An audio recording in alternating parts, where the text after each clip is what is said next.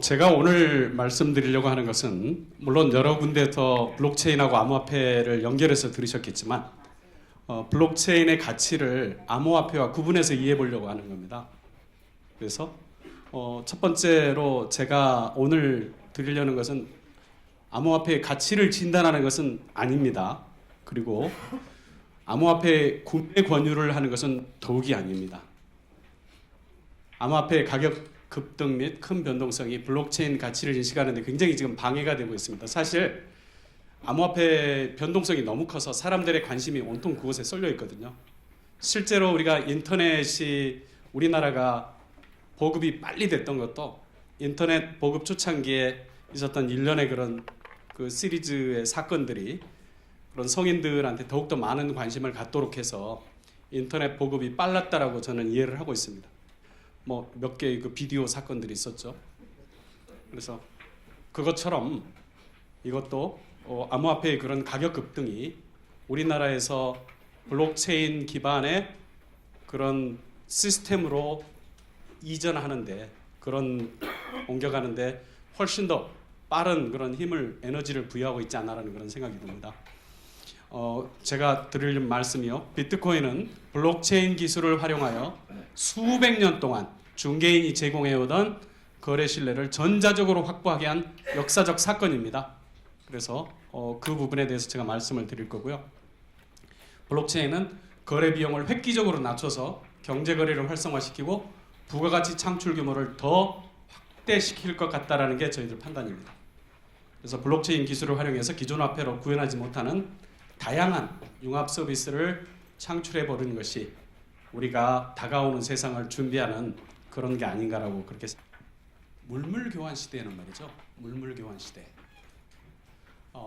거래를 하는 데 있어서 대부분 우리는 이제 지금은 너무 당연시하는 편안하게 살아서 그러는데 경제에 있어서 가장 위험은 어떤 걸까요?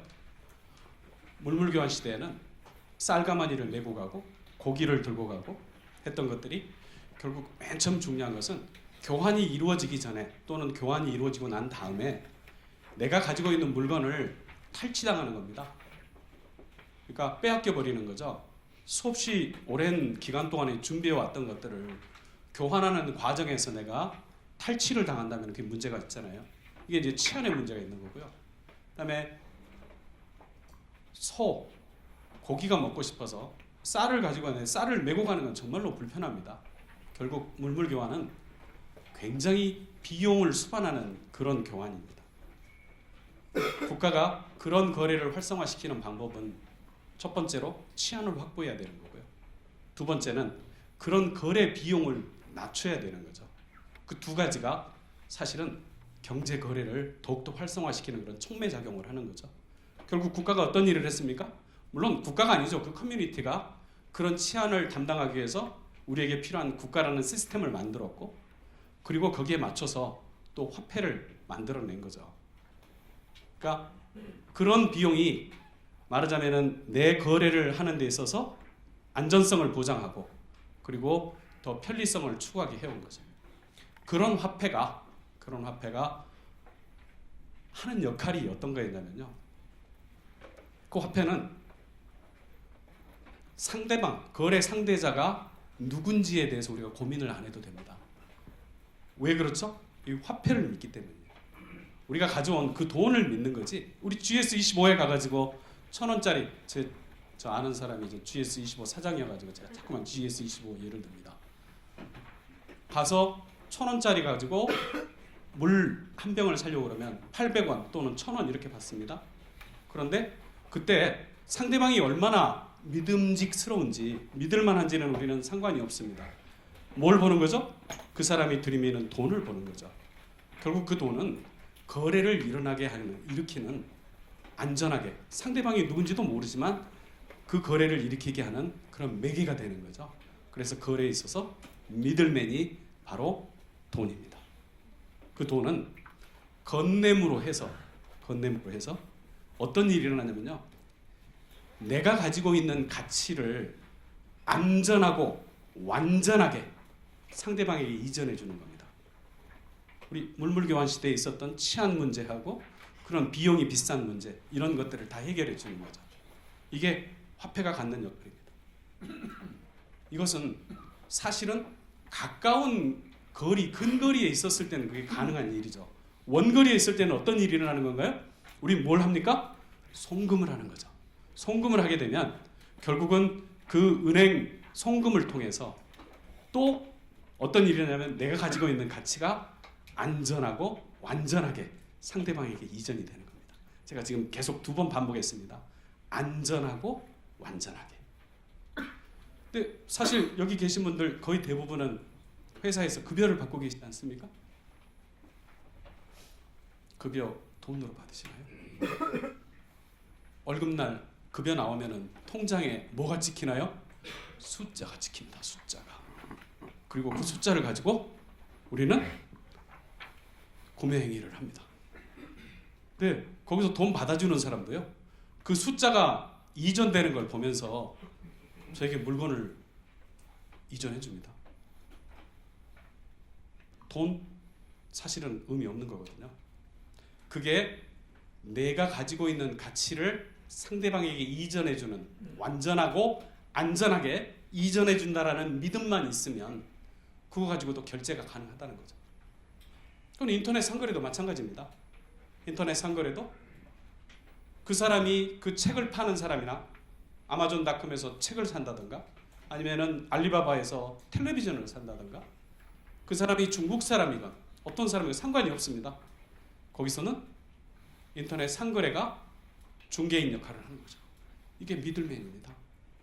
미들맨. 우리는 수백 년, 수천 년 동안 그런 중개인에 의해 상대방한테 갖지 못하는 그런 신뢰를 우리는 지금까지 확보해 왔습니다. 그것뿐만이 아닙니다. 등기소에다 소유권을 등록하는 것, 법무사에게 가서 공증을 받는 것, 이런 것들이 전부가 다 중개인을 믿으면서 거래가 일어나는 거예요. 그런데 2008년 글로벌 금융위기에요. 어떤 일이 일어났냐면은 제일 중요한 게 우리가 하는 것들 많습니다만은 리먼 브라더스라는 굉장히 큰 은행이 망했어요. 물론 그 이전에도 많이 망했어요, 은행들이. 대공황 때도 망했고 많이 망했는데 그런 것들이 누적적으로 진행이 되면서 어떤 게 왔냐면은 아까 우리 말씀드렸잖아요. 중개인이 우리에게 끝없는 믿음을 줘서 거래 상대방에 대한 믿음이 부족해도 그 신뢰를 기반으로 우리가 경제 거래를 할 수 있었는데 이제 내가 믿어야 될 은행이 망해버림으로 해서 내가 과연 그걸 믿어야 되나? 새로운 이제 말하자면은 의심이 새로 생겨나는 거죠. 우리나라에서 금융회사가 망하면 얼마까지 보상해 줍니까? 5천만 원입니다. 5천만 원. 미국 리먼 브라더스 망했을 때 1인당 얼마씩 보상해 주는지 아세요? 미국은 법으로 25만 불입니다. 우리나라 5천만 불, 미국은 25만 불. 결제를 위해서 나의 가치를 미들맨에게 맡겨놨었는데 그게 1억 불이건 1,000억 불이건 1,000만 불이건 1인당 보상 한도가 25만 불. 이런 여러 가지 일들이 결국은 많은 사람들에게 다른 그런 의심을 주게 해서 결국 그 중에 한 사람, 나카모토라는 사람이 기존에 있었던 기술들을 끌어모아서 그런 미들맨이 없이도 내가 가지고 있는 자산을 또는 가치를 상대방에게 안전하고 완전하게 이전시킬 수 있는 그런 장치를 만들어낸 거죠. 그 장치 이름이 뭐죠? 비트코인이요. 비트코인. 비트코인은 기존에 있었던 블록체인이라는 기술하고요, 해시 함수라는 암호화 기술을 두 개를 결합을 해서 중개인이 하는 역할을 전자적인 프로그램으로 구현해낸 것이 비트코인입니다. 그러니까 우리가 수천 년, 수백 년 동안 너무너무 우리는 중개인이 있어야 되는 걸 너무 당연하게 생각해 온 거죠. 은행을 통해서 거래를 하고 화폐를 통해서 거래를 하고 그런 거래를 통해서 해왔던 것들을 이제 전자적인 장치에 의해서 그것을 대신할 수 있다. 우리 전자적인 장치로 가치를 이전한다라는 것을 사실은 과거에는 어려웠어요. 어떻게 어려웠냐면 우리 한번 생각해 볼까요? 제가 카톡으로 오늘 저를 이 자리에 내세워주셨다고 우리 심상복 선생님께 카톡으로 제가 5만 원짜리 사진을 찍어갖고 보내는 거예요. 카톡 사진으로. 저 초청해 주셔서 감사합니다. 오늘 가서 막걸리 한 잔 드십시오. 5만 원 사진으로 보냅니다. 쓸모 있습니까? 쓸 수 있어요? 왜 못 쓰죠? 중요한 것은요. 상대방이 안 받아주는 거죠. 그걸. 왜 안 받아주냐면요. 저는 그 원본을 가지고 있어요. 제가 그 원본을 가지고 다른 사람한테 또 보낼 수 있어요. 또 보내드릴 수 있어요. 그걸 저 사람들은 뭐라고 하냐면요. 더블 스pen딩 프로블럼이라고 해요. 이중 지불에 관한 문제. 그러니까 전자적으로는 이중 지불에 관한 문제를 해결을 못하는 거예요. 우리가 화폐를 건네면서 GS25에 가서 생수를 산다. 또 통장에서 송금을 해가지고 상대방에게 돈을 보낸다 하는 것들은 일단 건네거나 일단 송금이 끝나버리면 저한테는 그 가치가 남아있지 않습니다. 맞잖아요? 근데 전자적으로 제가 사진을 찍어서 그 돈을 아무리 보내도 저는 원본을 제가 가지고 있습니다. 이것이 전자적으로는 가치를 안전하고 완전하게 상대방이 이전하지 못하는 이유였어요. 그런데 나카모토가 전자적으로 비트코인이라는 화폐를 만들어낸 거예요. 비트코인이라는. 근데 그 비트코인이 보니까 그동안에는 불가능하다고 여겨졌던 것들인데 그걸 기존에 있는 기술들을 끌어모아서 새로운 걸 만들어낸 게 아니고요. 기존에 있는 기술들을 끌어모아서 내가 가지고 있는 가치를 안전하고 완전하게 상대방에게 이전할 수 있는 장치를 만들어냈다는 거죠. 대단하지 않습니까? 제가 블록체인이 어떤 건지 그리고 말하자면 여기서 해시함수가 어떤 건지 이런 것들에 대해서 제가 설명을 해드릴 텐데요. 우선은 블록체인이 도대체 어떤 것이길래 우리가 지금 말하는 가치를 내가 가지고 있는 가치를 상대방에게 안전하고 완전하게 이전해 줄 수 있었을까요? 그것을 이해하는 것이 오늘 제가 말씀드리는 내용의 전부입니다. 그것만 오늘 이해하고 가셔도 사실은 뭐 더 큰 게 있습니까? 뭐 불금이라는 게 뭐 이런 핑계 대고 가시면서 약주 한 잔 기분 좋게 하시는 게 그게 불금 아니에요? 제가 불금 만들어 드리려는 게 그런 내용입니다. 근데 블록체인은요 아주 간단한 겁니다. 블록체인은 아주 간단해요. 어떤 거냐면 그건 너무 잘 아시잖아요. 블록체인이 뭐예요? 분산장부잖아요. 분산장부입니다. 그리고 과거에 있는 내용을 바꿀 수가 없다라는 내용입니다. 이걸 우리 여기서 한번 우리끼리 한번 만들어 보자고요.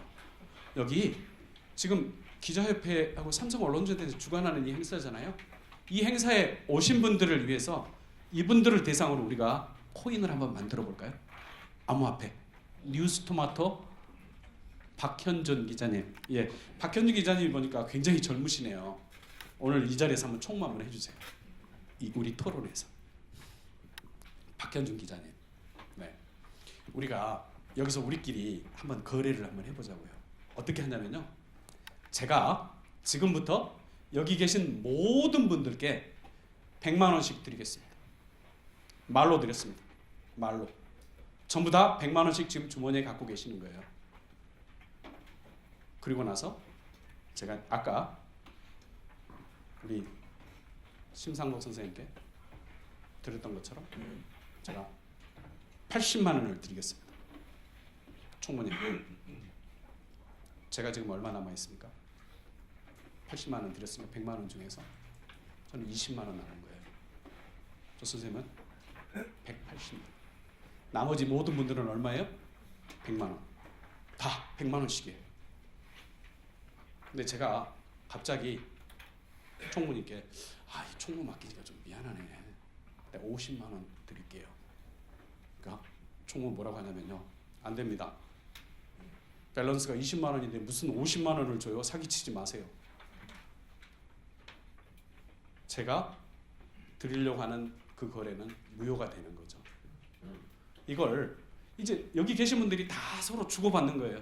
주고받으니까 너무 이게 복잡하니까 그때부터 우리 저 박 기자님께서 엑셀 파일에다가요 명단을 다 적어가지고 명단을 다 적습니다. 엑셀 파일에 서로 주고받은 내용을 적으면서 오른쪽에 뭘 적기 시작하냐면요. 가지고 있는 돈의 잔액이 얼마인지를 적는 거예요. 저는 지금 20만 원 있잖아요. 180만 원 있으시고 모든 분들은 100만 원인데 서로 주고받은 내용이 있는 거예요. 그것을 매 일주일마다 정리를 해서 잔액이 얼마인지를 체크를 하는 거예요. 그리고 나서 그 다음 주에는 또 새로운 파일을 만들어서 그 잔액을 가지고 와가지고 또 정리를 하는 거예요. 그렇게 해서 쭉 합니다. 우리끼리는 적어도 신뢰가 있으니까 여기서는 엑셀 파일만 가지고도 거래가 가능합니다. 지금 여기 돈이 있어요? 없습니다. 우리끼리 말로 만든 거예요. 말로. 그리고 이 돈으로 우리들끼리 거래를 해요. 근데 이 거래를 하는데 이게 가능한 이유가 뭐냐면요. 법정 통화. 우리가 원화로 결제를 받는 것을 왜 받아요? 왜 그 종이 쪽지 하나인데 이게 우리가 소위 말하는 미들맨입니다. 이 미들맨 액면가가 얼마죠? 10,000원입니다.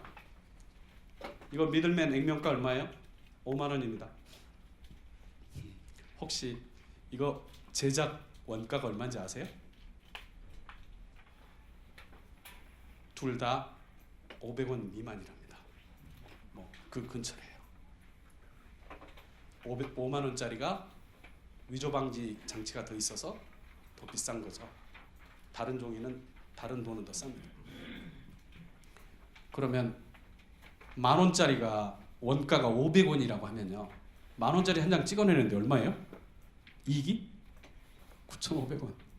세상에 그런 장사가 어디 있어요? 그 원가 500원짜리 가지고 우리는 10,000원에 거래하면서 그걸 10,000원이라고 믿는 사람들이 어디 있어요, 대체? 왜 그런가요?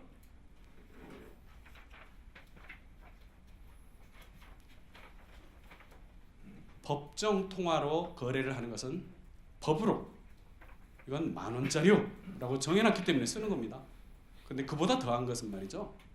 우리가 그 돈을 받아서 상대방에게 다시 교환 수단으로 우리가 쓸 수 있다는 겁니다. 그런 믿음이 있는 거예요. 내가 그 믿음이 없다면 그걸 왜 받아요? 예를 들어서 그런 통화가 어디가 있냐면요. 인도네시아 사람이 와가지고 인도네시아 돈, 홍콩 사람이 와가지고 홍콩 돈을 가지고 와서 우리에게 쓰려고 해요. 우리는 그것을 쓰는데 언제 내가 이걸 다시 환전해서 쓸 수 있을지를 모르기 때문에 우리는 안 받는 거예요. 받을 수도 있겠죠. 그런데 비용이 너무 비싸요. 현금화하는데. 우리나라 돈으로 바꾸는데. 그래서 안 받는 거예요. 달러는 바꿀 수 있을 수단이 훨씬 더 좋기 때문에 달러는 받아요. 그죠? 화폐로 결제를 받는 것은 상대방이 그걸 나한테 줬을 때 나는 그것을 다시 쓸 수 있으리라는 믿음 때문에 그걸 쓰는 거예요. 받는 거예요. 우리가 이 안에서 우리들끼리 이 통화를 만들어서 우리들끼리 쓰는 것은 서로가 이 안에서 거래가 가능하기 때문에 그걸 그런 거예요.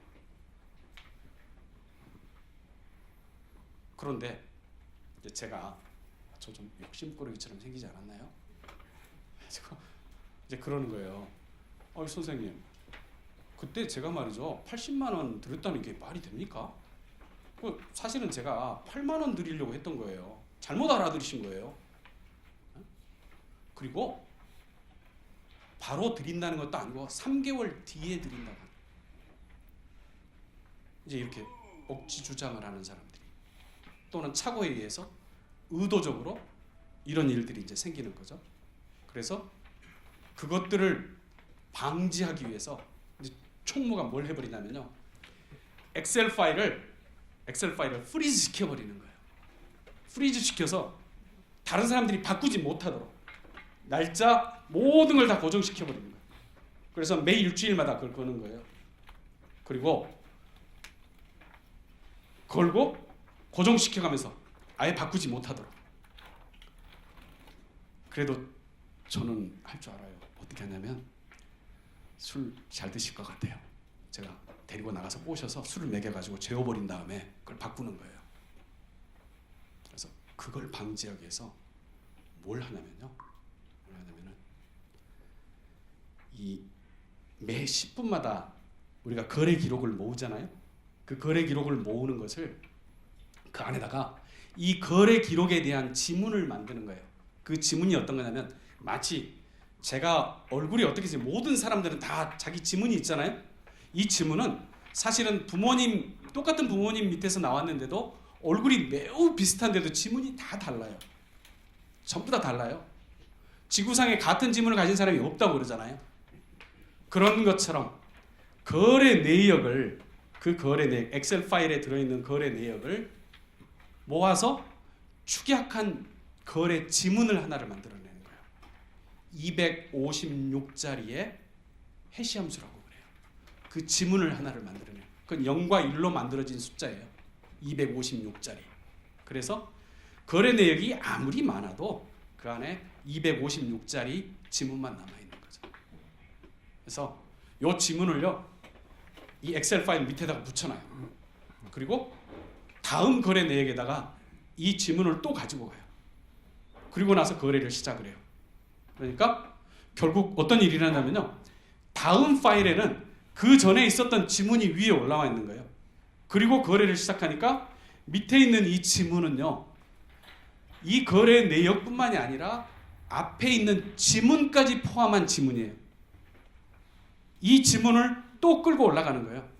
그렇게 하니까 총무가요, 일주일마다 작성했던 그 파일들이 나중에 거래 내역이 여기 있는 내용이 바뀌질 않는 거죠.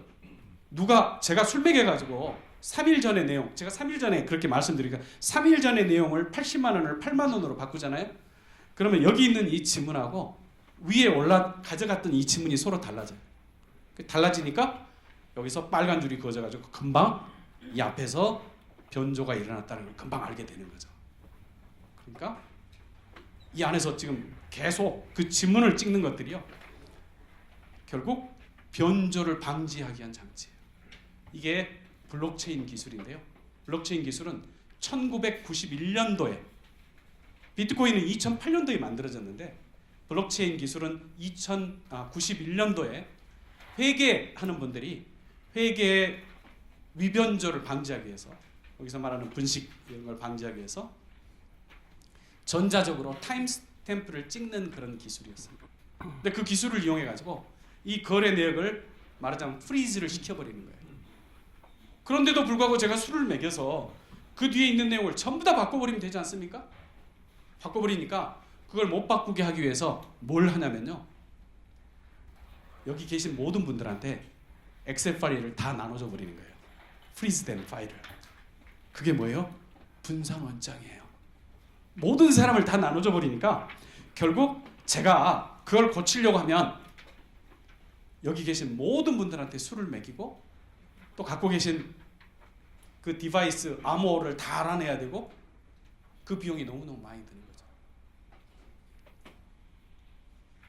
이 10,000원짜리 이거 제작 원가가 500원 아래일 거라고 그랬잖아요.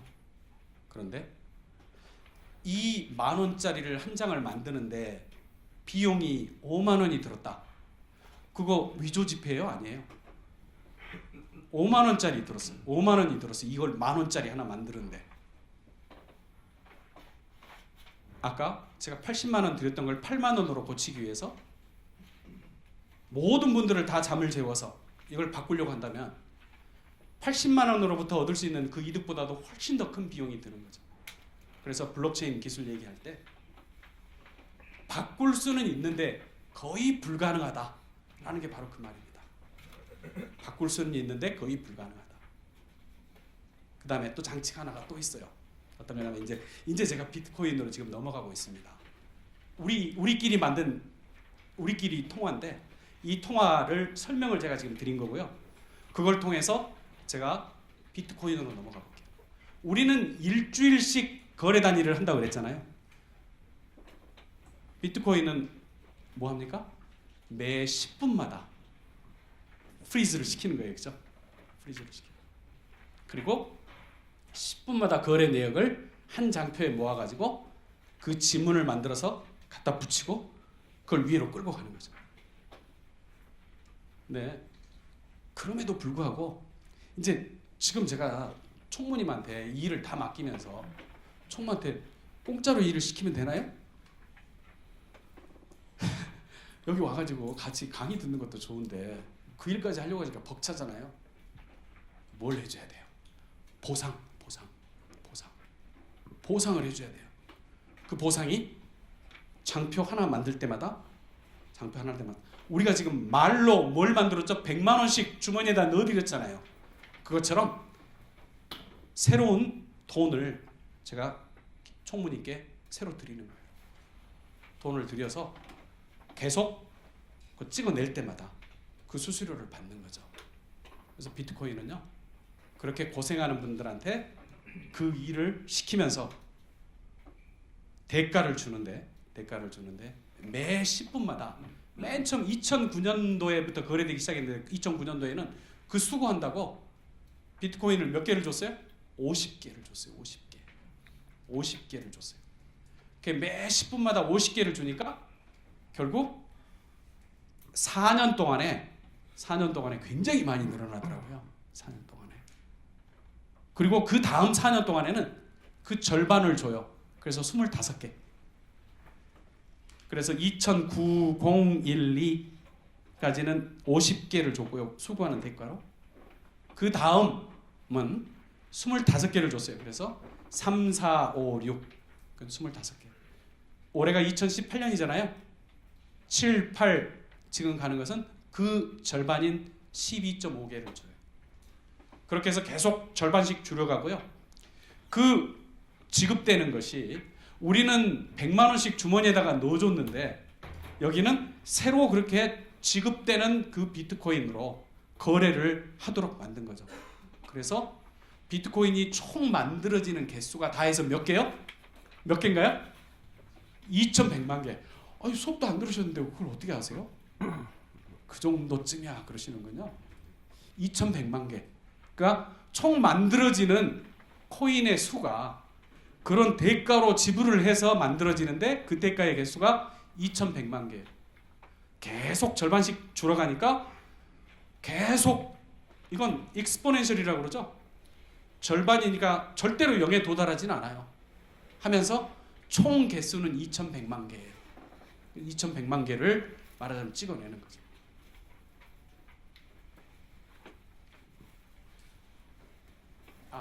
그러기 전에 그런데 이제 총무한테 이제 그 일을 맡겼는데요. 총무한테만 맡기니까 그게 마치 뭐하고 똑같냐면 사실은 우리가 말하는 은행하고 똑같아요. 은행이 그런 일을 하잖아요.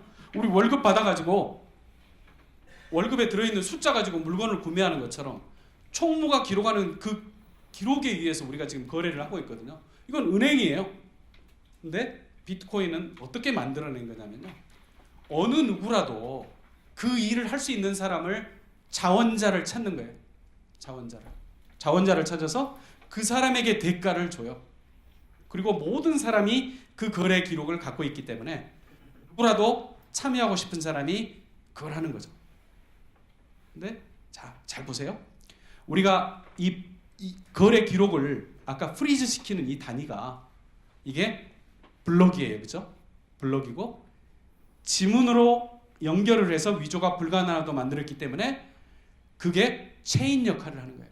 사실은 제대로 말하면 체인드 블락이죠. 체인드 블락. 그 체인드 블락을 그냥 블록체인이라고 하는 거죠. 그죠? 그러니까 블록체인이 만들어진 거예요. 그 블록체인이 만들어졌는데 그 일을 그러면 누가 할 거냐? 누구라도 할 수 있게 한 거죠. 누구라도. 이 중에서 원하는 사람은 하세요. 그러니까 하다 보니까 맨 처음에는 비트코인의 가치가 거의 0이었을 때는 뭐 그냥 아무나 하는 거죠. 그런데 가격이 올라가니까 서로 하려고 하잖아요. 서로. 그걸 서로 하려고 서로 하려고 하다 보니까 이게 누구 한 사람한테만 하는 게 아니라 누구라도 먼저 하는 사람을 드립니다 라고 한 거예요. 그런데 10분마다 포장을 해주세요. 10분마다, 매 10분마다. 그 10분마다 포장을 하려고 하니까 사람들이 서로 포장을 하려고 거래 기록, 여기 지금 계속 거래가 일어나고 있잖아요. 거래 기록이 일어나고 있는 것들을 모아가지고 이 블록의 단위가 1MB예요. 1MB 파일 사이즈로 거기다 담는데요. 담는데 거래하는 사람들이 또 자기 거래를 그 블록에다 담아달라고 수수료를 내요. 그러니까 서로 담는 사람들이 어떻게 하냐면요, 수수료를 많이 내겠다는 사람부터 먼저 담아주는 거예요. 먼저 담아서 결국 저는 지금 같은 경우 2018년이니까 새로 블록을 하나 쌓게 되면 12.5개를 받잖아요. 그리고 거래하는 사람들이 내겠다는 수수료까지 합해서 내가 포장하는 대가로 받는 거예요. 포장하는 대가. 그러니까 그 포장하는 대가를 받기 위해서 서로 경쟁이 치열하게 일어나고 있는 게 지금의 현실이고요. 그런데 그러다 보니까 이제 어떤 걸 하냐면은 그 지문이 아까 뭐라고 그랬죠? 0과 1로 만들어진 함수라고 그랬잖아요. 256자리. 근데 모든 사람들이 다 한 부모 밑에서 나왔어도 다 다른 것처럼 다 달라요. 그리고 이건 임의적이어서 우리가 바꿀 수가 없어. 내용, 문서 하나가 내용이 고정이 되면 거기에 맞는 독특한 지문이 생기는 거죠. 문서의 지문이. 그래서 여기서는요, 제가 이거 장표를 하나를 써볼게요. 여기서 보면 마치 우리 지문이 이렇게 만들어진 것처럼요. 만들어진 것처럼 0과 1로 만들어진 지문처럼. 자, 봐보세요. 지금 문영배가 블록체인을 강의 중이라는 이 문서가 있다면 이 문서를 제가 지문을 만들어 봤어요. 지문을 만들어 봤더니 이것은 이제 16진수로 만들어 놓은 건데요. 64자리까지 가는 이걸 만들었는데 이렇게 됐거든요. 네. 여기다가 제가 강의 중 해가지고 점 하나를 여기다 찍었어요. 점 하나를 찍어서 새로 지문을 만들어봤는데 이 지문은 이거는 완전 딴판이에요. 지문 자체 완전 딴판이에요. 그래서 이 내용이 정해지면 이 내용에 대한 지문은 항상 똑같은데 이 내용과 이게 비슷하다고 해서 서로 닮질 않아요. 많이 다른 거예요. 그래서 포장하는 데 있어서 말이죠. 포장하는 데 밑에 지문을 만들어야 되는데 이 지문을 어떤 조건을 거냐면요. 조건을 앞에가 0이 몇 개이냐를 거는 거예요. 0이. 예를 들어서 256자리 이진수인데요. 256자리 이진수인데 앞이 0과 1로만 나오잖아요. 그러면 앞이 0일 가능성이 있는 지문이 나오는 것. 지문이 나올 가능성이 얼마죠? 2분의 1이죠. 0이거나 1이거나. 뒤에가 전혀 상관없잖아요. 뒤에가 어떤 수가 나와도 상관없어요. 앞에가 0이거나 1이거나. 그래서 앞이 0일 확률은 2분의 1이에요. 근데 앞이 0이 2개가 나올 확률, 0이 나올 확률은 2분의 1 곱하기 2분의 1에서 4분의 1이에요. 3개는 8분의 1 하면서 급속도로 나올 확률이 낮아지는 거예요. 그런데 이 나오는 것이 앞에 게 어떤 내용이냐 상관없이 이게 랜덤하게 나오기 때문에 사람들이 이제 뭘 하냐면요. 거기다가 점도 찍어보고 숫자도 넣어보고 막 하는 거예요. 여기 조건이 나올 때까지. 조건을 거는 거예요. 블록을 생성하는데 지문이 이런 특성을 가져야 됩니다. 해놓고 앞에가 0이 10개여야 됩니다. 그러면 0이 10개인 지문은 우리가 어떻게 알아내야 되잖아요. 그래서 그 문서 안에다가 어떤 숫자를 갖다 계속 써보는 거예요. 1, 2, 3, 4 해가지고 지문을 만들어 보는 거예요. 계속 해서 앞에가 0이 10개가 나오는 지문이 만들어지도록 계속 하는 거예요. 그러니까 그런 노력을 하려면은 뭐가 있어야 돼요? 아까 이 컴퓨터는 굉장히 느리던데요. 컴퓨터가 속도가 빨라야 되는 거예요. 컴퓨터가 속도가 빨라야 되니까 그런 연산을 특별하게 잘하는 장치를 거는 게 그래픽 카드를 성능이 좋은 놈을 걸어야 되는 거예요. 그래서 그런 여기서 말하는 박스를 블록을 쌓는데 그 블록의 특정한 조건을 0이 앞에가 몇 개냐 이걸 갖다가 조건으로 걸기 때문에 그런 조건이 되는 블록을 만들어내려고 앞에다가 임의 숫자들을 막 집어넣으면서 지문을 만들어 보는 거예요. 그리고 그 계산을 빨리 하기 위해서 그래픽 카드를 성능이 좋은 걸 가지고 말하자면 그런 숫자의 특성을 찾아내는 거죠. 그래서 일정한 조건이 충족이 되잖아요. 그럼 그 사람이 잽싸게 내꺼 하고 소리를 치는. 이거 내가 먼저 한 거야. 다른 사람들이 그 내용을 다 보는 거예요. 가짜 거래가 혹시는 들어있진 않는지, 저 조건, 지문에 대한 조건이 맞는지 이런 걸 보고 오케이 이건 네 거야. 그러면 12.5개 하고 그 거래 내역에 들어있는 수수료를 그 블록을 쌓는 사람이 다 가져가는 거죠. 그러니까 그런 장치를 만들어 놓아서 많은 사람들이 다 참여하도록 만든 거예요. 그래서 그 조건이 맞도록 그 찾는 과정이 마치 12.5개, 50개, 25개를 내가 차지하기 위해서 이 거래 내역들을 모아가지고 싸서 그 조건을 충족한다 해서 그렇게 조건이 나오도록 찾는다라고 해서 그런 일들을 뭐라고 그래요? 마이닝 한다고 하네요. 마이닝. 특별한 문제를 수학 문제를 푼다고 하잖아요. 그 특별한 수학 문제는 다른 조건이 아니고요. 이 지문의 특성이 앞에가 0이 몇 개냐 이 조건을 충족하는 박스를 찾아내는 거예요. 그 박스를 찾아내기 위해서 거래 내역은 위에 담았잖아요. 거래 내역을 위에 담고 밑에다가 숫자 같은 것들을 계속 다른 수를 집어넣으면서 점도 찍어보고 뭐 물음표도 넣고 1도 넣고 2도 넣고 하면서 계속 연산작용을 해서 빠른 계산을 통해서 앞에가 요구하는 0의 조건을 채워지도록 그것을 찾아내는 거예요. 그것이 소위 말해서 어려운 수학 문제를 푼다라는 말이에요. 그리고 그렇게 하는 것을 마이닝이라고 하고요. 채굴이라고 하고 그런 사람들을 마이너라고 하죠. 마이너. 채굴자. 그래서 뭐 중국에 뭐 산업용 전기를 끌어써 가지고 뭐 그래픽 카드를 빨리 돌려야 되니까 뭐 온갖 데서 그런다고 하잖아요. 그게 그 새로 생겨나는 그 비트코인을 수수료로 받기 위해서 그걸 받기 위해서 다들 경쟁을 하는 거죠. 그게 블록체인이 활용되는 과정이고요. 비트코인이 거래되는 내역이에요.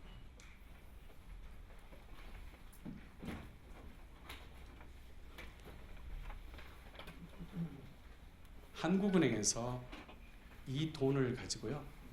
이걸 이제 법정 화폐로 쓰는데 한국은행이 하는 일이 뭔지 아세요? 한국은행 하는 일 가장 중요한 게 통화신용 정책인데 통화신용 정책은요. 이 화폐의 기능을 생각해 보면은 통화신용 정책이 뭔지도 알 수 있어요. 화폐가 어떤 역할을 하냐면요. 첫 번째가 뭘 해요? 화폐는 가치를 측정하는 수단이에요. 물 800원, 텔레비전 200만 원, 집 뭐 2억 원. 그런 집이 있긴 했으면 좋겠나. 그게 말하자면 척도가 되는 거예요. 척도. 가치의 척도. 그게 1번이고요. 2번은 거래의 수단이 되는 거예요. 그렇죠? 거래의 수단. 또 지불 수단이기도 해요. 빚을 청산할 때도 써요. 그리고 네 번째는 가치를 저장해요. 돈을 많이 가지고 있으면 결국 부가 늘어나는 거죠. 그죠? 이 네 가지 기능이 있어요. 이게 화폐의 기능이에요. 한국은행은 통화신용정책을 써서요. 이 네 가지를 달성하기 위한 노력을 해요. 달성시키기 위해서. 그래서 만약에 돈이 시중에 너무 많이 풀렸다. 그러면 뭘 하죠? 돈을 빨아들이잖아요. 돈이 너무 적다. 그러면 돈을 풀고요. 줄였다, 늘렸다 하는 그런 작용을 하는 거죠. 그렇죠? 그게 통화신용정책이에요. 그래서 통화가치의 안정을 위해서 노력을 하는 거예요. 그래서 어제의 100원이 오늘 또 100원이 되게 작년에 100원이 올해도 100원이 되게 이런 것을 하는 것이 통화신용정책이고요. 그런 기능을 통해서 화폐 가치의 안정이 이루어지는 거죠. 그러려면 어떻게 해요? 돈을 풀었다 걷어들였다 이걸 할 수 있어야 되잖아요. 근데 아까 우리 비트코인은 총 발행 한도가 얼마라고 그랬죠? 2100만 개. 그리고 매번 처음에는 50개씩 늘어나고 그 다음에는 25개씩 늘어나고 그 다음에는 12.5개씩 늘어나는 거예요. 계속 늘어나기만 해요. 빨아들일 수 있어 없어요? 안 돼요. 왜죠? 비트코인은 나카모토가 늘어나도록만 프로그램을 짜놓은 거예요. 비트코인은 프로그램이에요. 프로그램. 우리가 서로 믿음을 가지고 그걸 가치를 이전, 거래할 수 있도록 만들어놓은 전자적 프로그램이에요. 그 프로그램에서 프로토콜에다가 우리는 늘어나도록만 디자인을 해놓은 거예요. 늘어나도록만. 빨아들일 수 없어요. 계속. 2100만 개가 만들어질 때까지 계속 늘어나는 거예요. 한국은행에서 통화신용정책을 통해서 빨아들이고 늘리고 할 수 있는 그런 장치가 전혀 없는 거죠. 이게 한국은행의 통화를 대신할 수 있을까요? 어떻게 생각하세요? 여기 계신 분들은 네가 맞나 틀리나 한번 보자 그러고 가만히 계시는 것 같아요. 아니에요? 동의 좀 해주세요. 이 통화신용정책을 한국은행이 할 수 있는 통화 화폐를 대신할 수 없어요. 늘어나기만 하니까.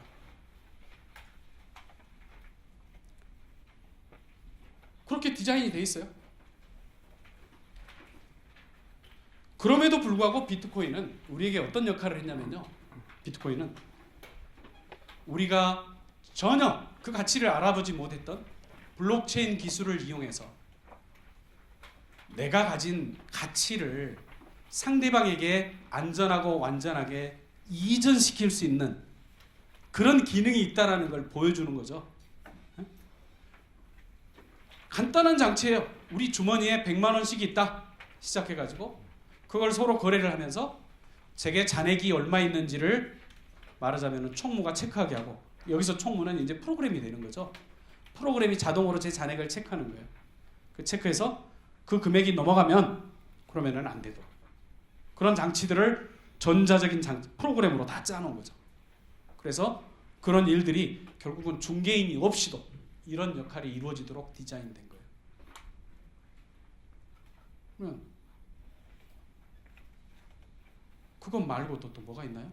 화폐가 가지고 있는 것들이 또 하나가 이런 게 있네요. 국가는 말이죠.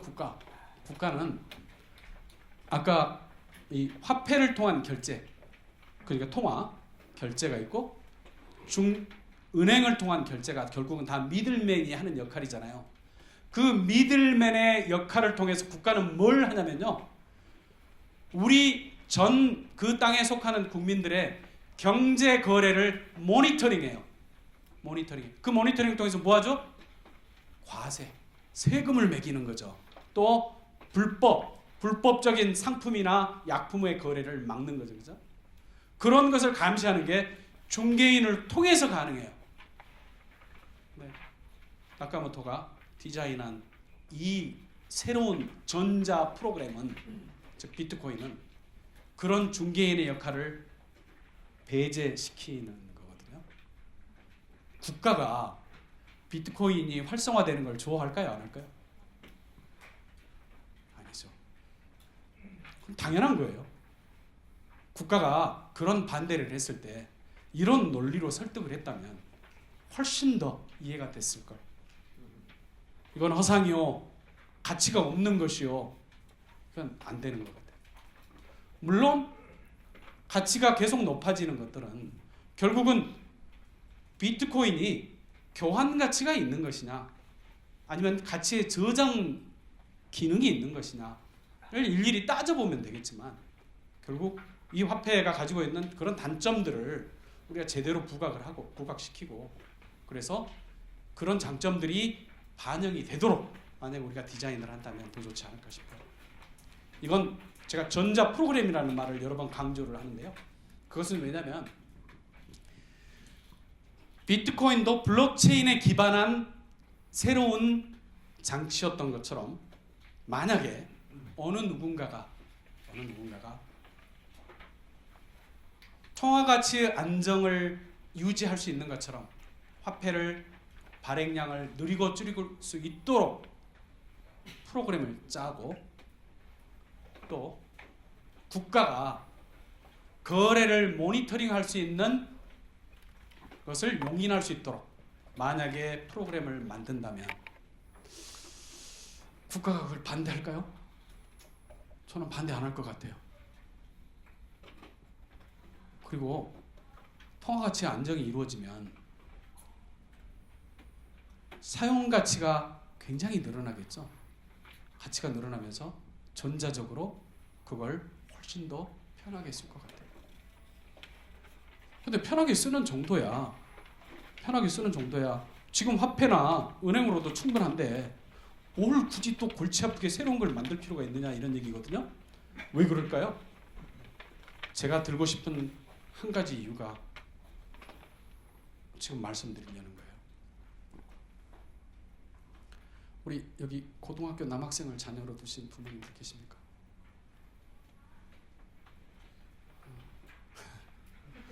굉장히 젊으시군요. 아니면 너무 나이가 드셔가지고 그런 분들이 안 계시거나 한 달에 용돈 일주일에 5만 원씩 주면서 너 이걸로는 학교 왔다 갔다 하고 배고플 때 학원이나 학교에서 빵 사 먹을 때 외에는 쓰면 안 된다. 네, 받아가가지고 돌아서자마자 어디 가요? PC방. 그거 우리 막을 수 있어요, 없어요? 못 막잖아요. 내가 일일이 따라다니지 않으면 안 돼요. 못 막아요, 그거. 왜죠? 돈에 꼬리표가 없어요. 그런데 말이죠. 이 암호화폐가 뭐라고 그랬어요? 프로그램이기 때문에 프로그램을 그렇게 짜면 되는 거예요. 제 아들 이름이 문동환이에요.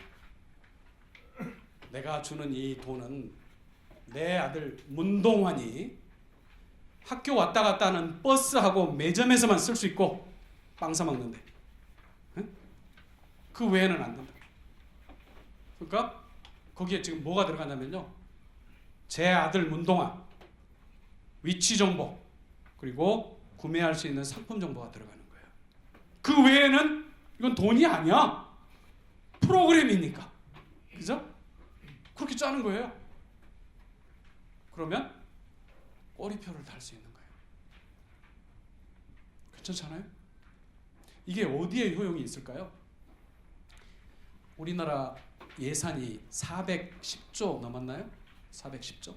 그 중에 복지가 아마 뭐 60조, 70조 뭐 얼마 되는지 모르겠는데 최소한 그 정도는 넘습니다. 65세 시니어분들께 한 달에 우리 얼마씩 드려요? 얼마씩 드리잖아요. 그거 나이 드신 분들이 아직도 청년이어서 복지에서 그 목표로 하는 그쪽으로 그 돈이 쓰이질 않아요. 근데 이제 복지 코인을 만들어서 그걸로 지급해 드리는 거예요. 이 돈은 20만 원은 홍길동 할아버지가 흑석동 재래시장에서 식료품을 구입하는 데만 쓸 수 있음. 정확하게 복지가 타겟하는 곳에 이 가치가 딜리버리가 돼요. 얼마나 좋아요. 그렇잖아요? 암호화폐가 우리는 지금까지 모든 세상에서 융합을 항상 얘기하고 있어요. 융합. 화폐는 당초에는 4가지 기능밖에 없었어요. 아까 말씀드렸던 4가지 기능. 이제 그 화폐를 전자적으로 만들면서 중개인이 없이도 내가 가진 가치를 안전하고 완전하게 상대방에게 이전시켜 주는데 거기에다가 우리가 한 가지를 더 할 수 있다. 그게 뭐죠? 꼬리표를 달 수 있다는 거예요. 꼬리표. 어마어마한 거예요. 이 꼬리표가 예를 들어서요.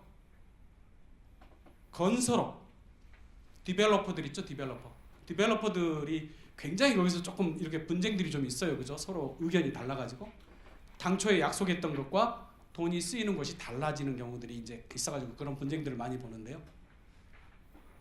그것도 디벨로퍼들한테 투자금을 줄 때 또는 은행이 대출을 해줄 때 거기다 조건을 거는 거예요. 이 돈 중에 이만큼은 디벨로퍼가 그쪽 토지를 수용을 했을 때 지급되도록, 땅 파기 허가를 받았을 때 지급되도록, 땅 파기를 했을 때 지급되도록. 물론 투자금은 초기에 다 모아놔야 되는데, 왜냐하면 투자자도 마음이 바뀌어버리면 안 되니까. 그런데 그 돈을 전자적으로 프로그램을 걸어 우리가 원하는 만큼 거기서 감정평가사나 아니면은 계리사가 또는 다른 사람이 계속 들어와가지고 그걸 체크를 하면서 그 기능이 애드가 돼야, 추가가 돼야만이 다음 결제가 일어나도록. 이런 것들이 다 말하자면 전자화폐는 해결할 공간을 만들어주는 거예요. 결국 암호화폐는요, 우리가 과거에는 생각하지 못했던 그런 부분에서 uncertainty, 이 불확실성을 확실하게 낮춰주면서 서로가 디벨로퍼가 투자할 수 있는데 돈을 과연 믿어도 되나 하는 부분들에 대한 리스크를 훨씬 더 낮춰주면서 우리의 경제 거래를 활성화시킬 수 있다. 또 두 번째는요, 중개인은 사실 중개인도 먹고 살아야 되잖아요, 그죠? 중개인 먹고 사는 거 그거 그 사람들한테 수수료를 내기 때문에 먹고 사는 겁니다. 근데 그게 역으로는 또 어떤 일이 일어나냐면요, 과거에는 내가 거래하고 싶은 그런 그 단위가 사실은 우리가 가지고 있는 이 화폐의 단위 이하일 때가 문제가 됩니다. 예를 들어서 7원, 13원, 22원, 우리 지금 1원짜리 안 쓰잖아요, 그죠? 그랬을 때 사람들은 되게 어떻게 하냐면요, 100원 미만인 경우에 에이 그냥 가죠.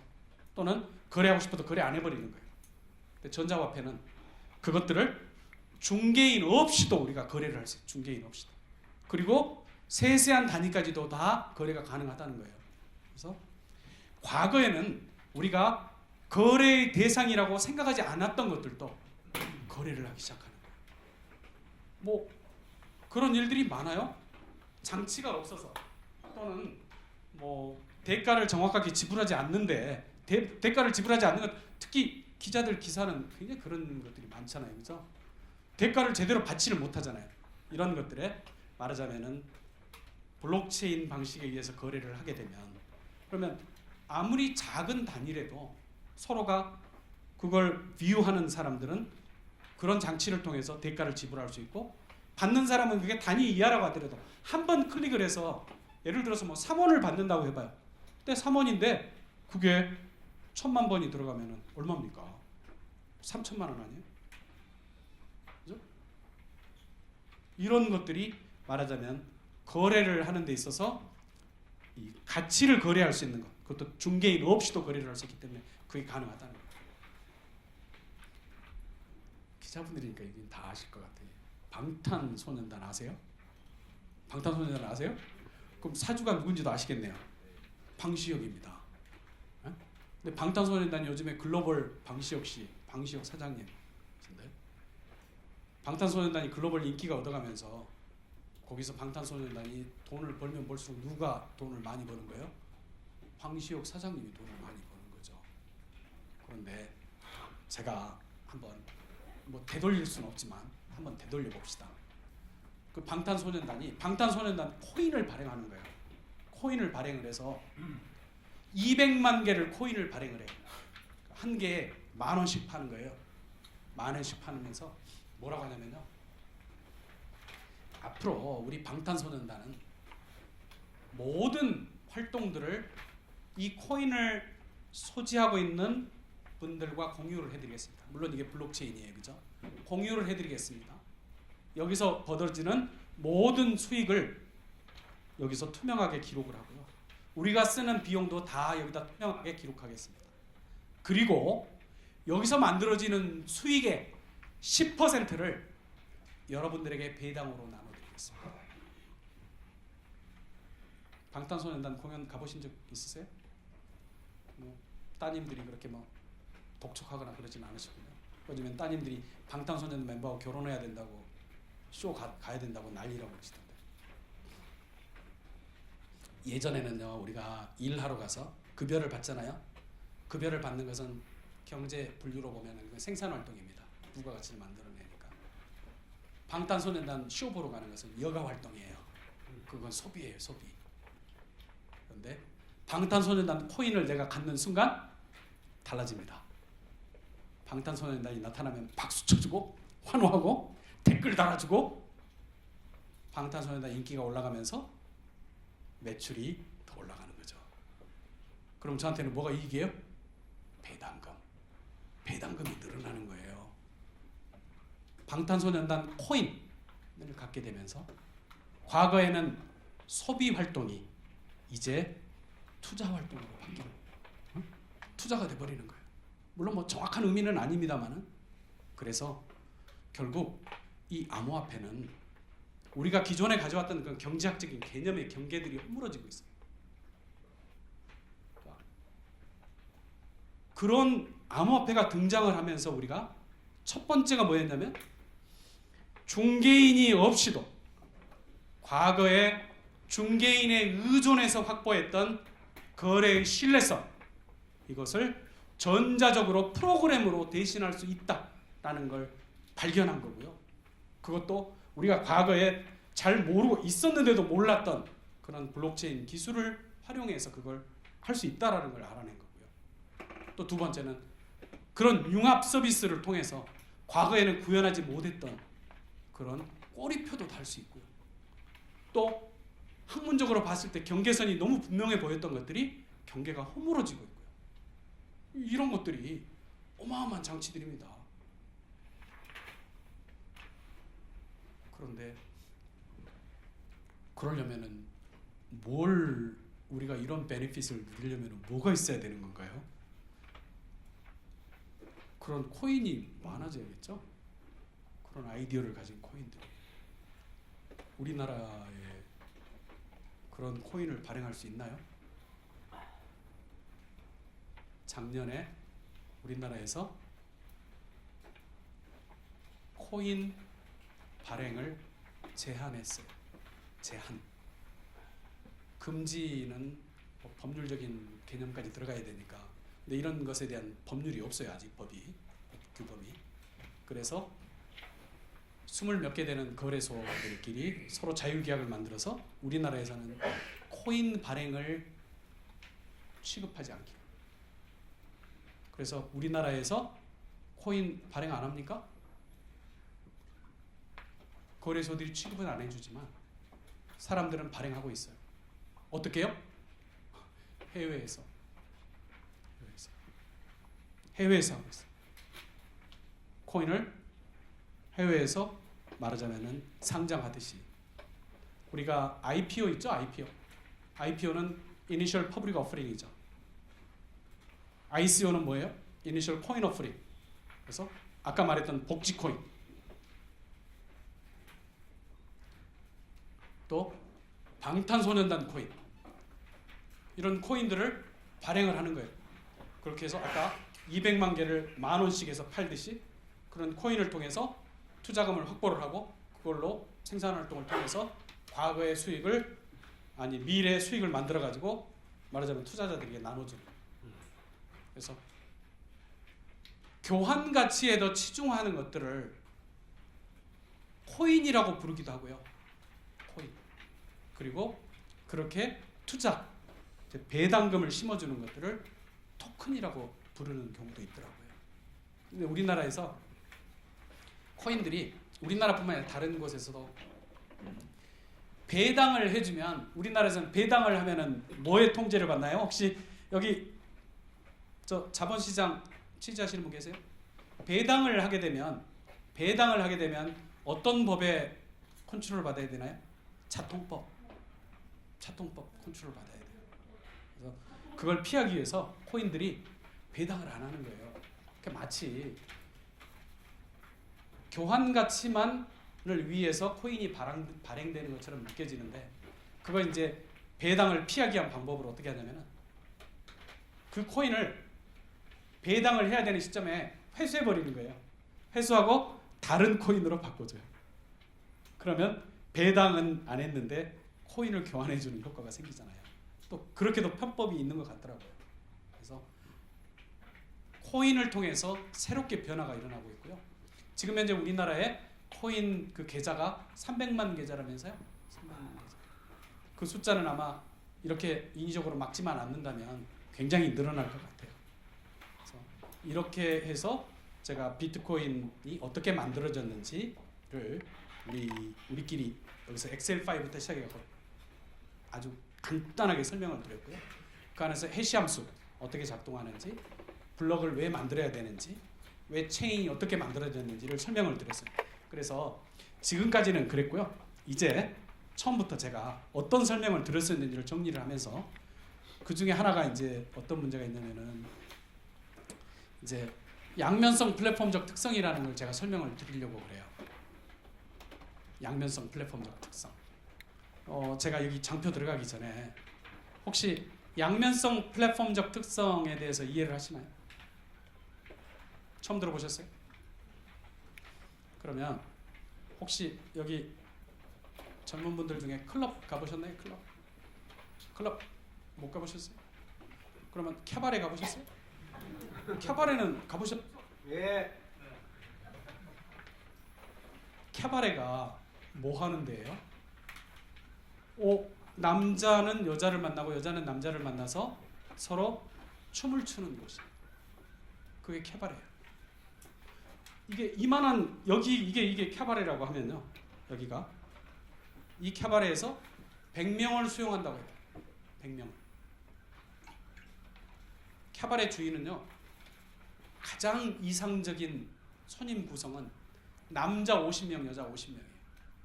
그래야 서로 이성을 만나려고 왔으니까 비슷비슷해야지 좋을 거 아니에요. 그래서 캐바레 주인 입장에서는 여기 하룻밤에 빌리는 돈이 100만 원이라고 해봐요. 100만 원은 받아야 손익분기점을 넘어서는 거예요. 그러면 제일 좋은 방법은 여자하고 남자에게 각각 10,000원씩 받는 거예요. 100명이 종원이니까. 그럼 100만 원 받을 수 있는 거 아니에요? 근데 문제가 뭐냐면 여자분들이 굉장히 남자들보다 좀 쑥스러워해서 캐바레 안 오시잖아요. 그래서 50대 50을 채울 수가 없어요. 그래서 캐바레 주인이 하는 게 뭐냐면은 남자에게는 2배로 받고 여자는 무료 입장시켜버리는 거예요. 그럼 남자 50명 오면 2만 원씩 받으니까 100만 원이잖아요. 근데 여자는 공짜로.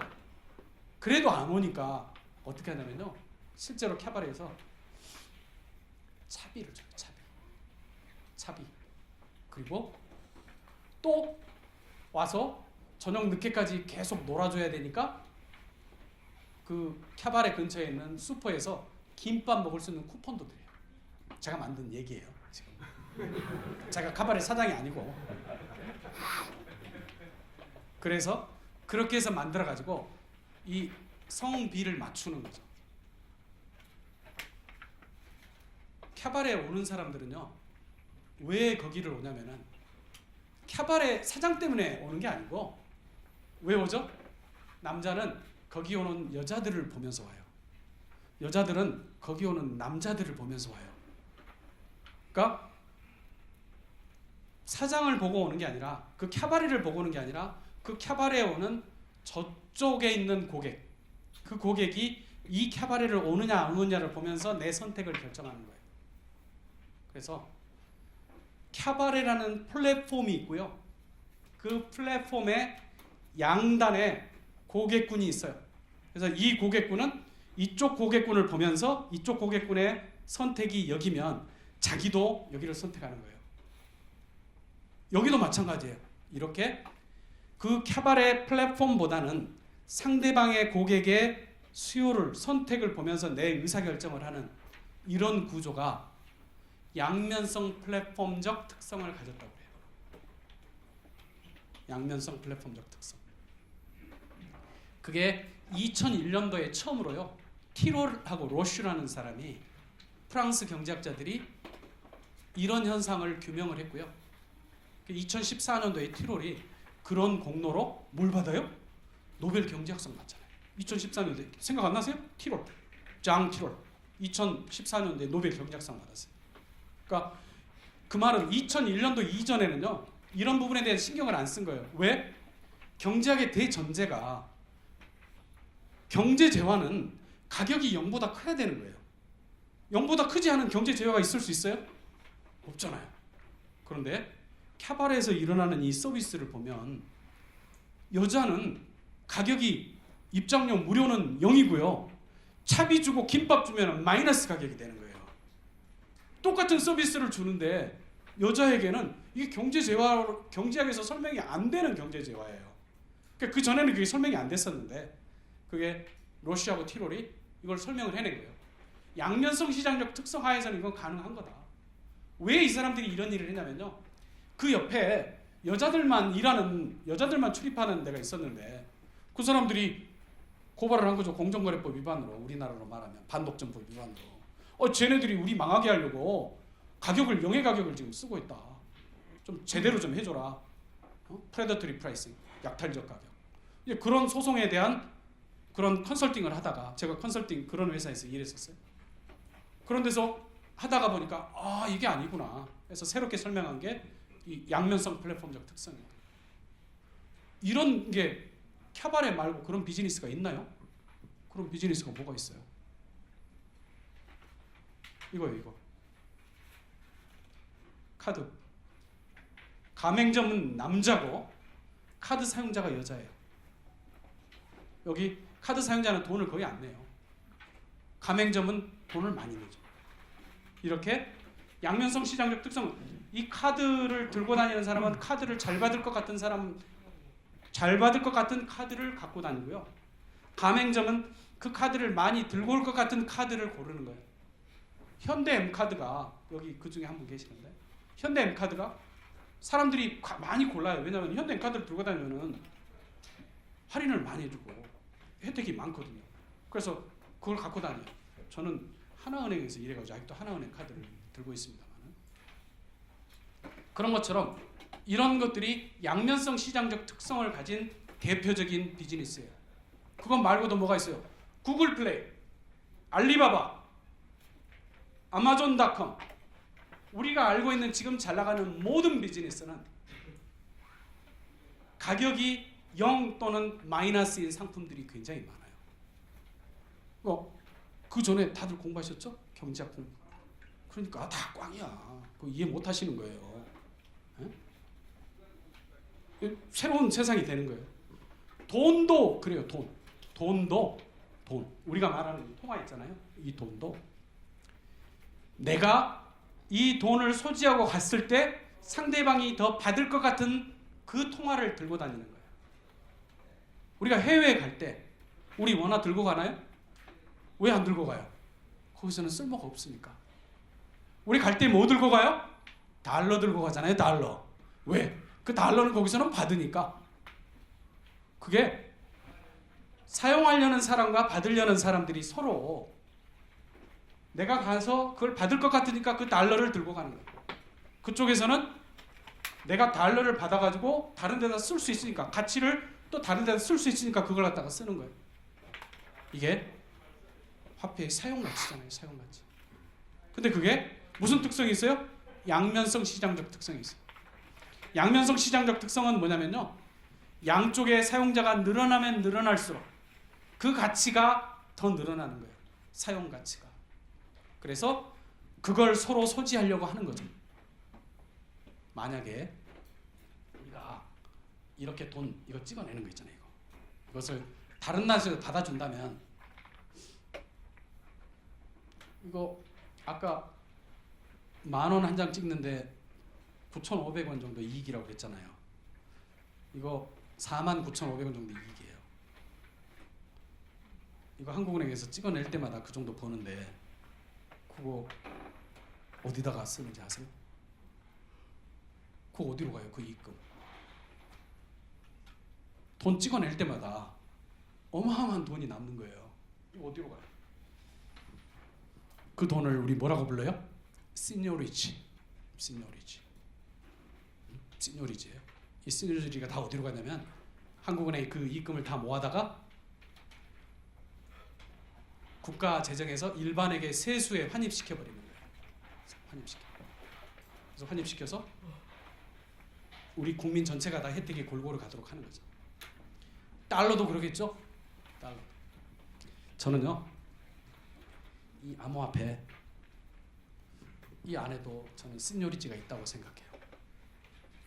시니어리지.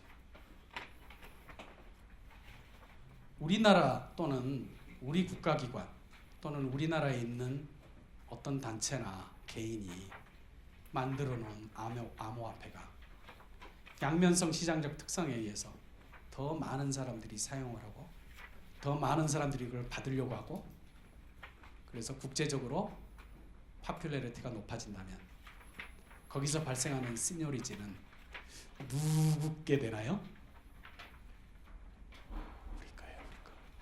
우리 거.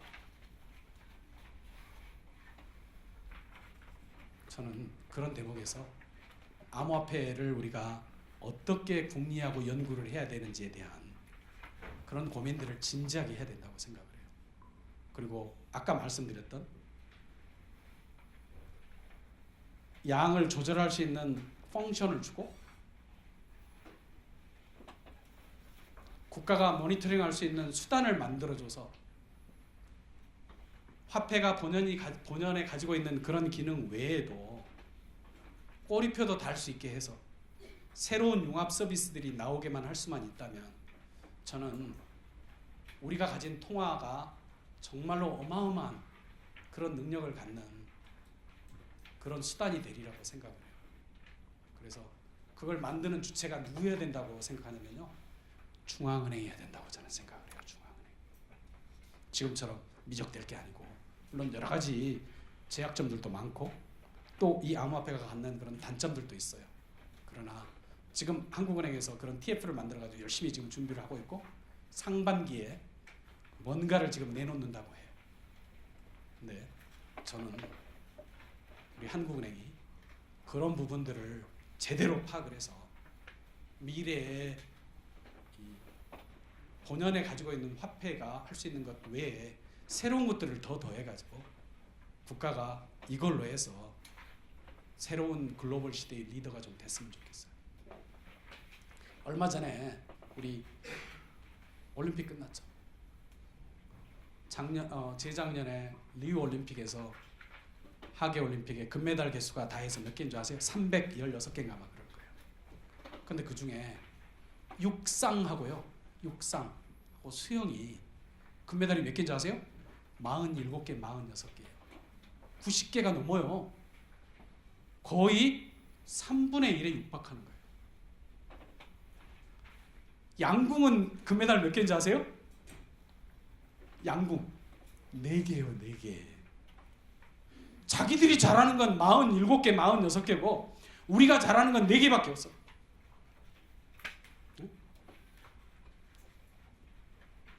그게 그들이 룰 세터고 우리는 팔로워해서 이런 일이 일어나는 거예요. 바젤 협약, 바젤 1, 2, 3 있잖아요. 그거 다 그들이 만들어 놓은 룰에 우리가 따라가야 되는 거예요. 뭐 우리도 이제는 목소리를 낸다고는 하지만 그러나 우리가 가지고 있는 우리들의 way of thinking 또는 우리들이 가지고 있는 그런 회계 규정 이런 게 아니고 그들이 가지고 있는 표준에 우리가 맞춰가기 때문에 더 고통스러운 거예요. 만약에 우리가 만든 룰로 그들이 따라온다면 우리는 얼마나 좋을까요? 그죠? 근데 그것도 바젤도 그들이 룰을 세팅했기 때문에 그러는 거예요. 항상 2등은 그래요. 2등은. 할까요? 제가 이 작동 원리 다 설명을 드렸고요. 뭐 이건 조금 지금 시간이 얼마나 됐나요? 25분입니까? 5분 남았습니까? 그럼 이거 얼른 건너뛰겠습니다. 이건 진성거래 하는 건데 이것도 설명드리면 참 좋겠는데 제가 딴 거 갖고 한눈을 많이 팔았습니다.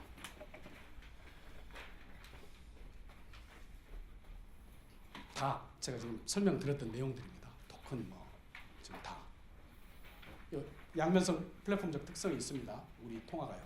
뭐 듀오, 베라는 홍대 앞에 있는 클럽 이름입니다. 이거 꼭 말씀드릴 것 같아요. 거기 가보십시오.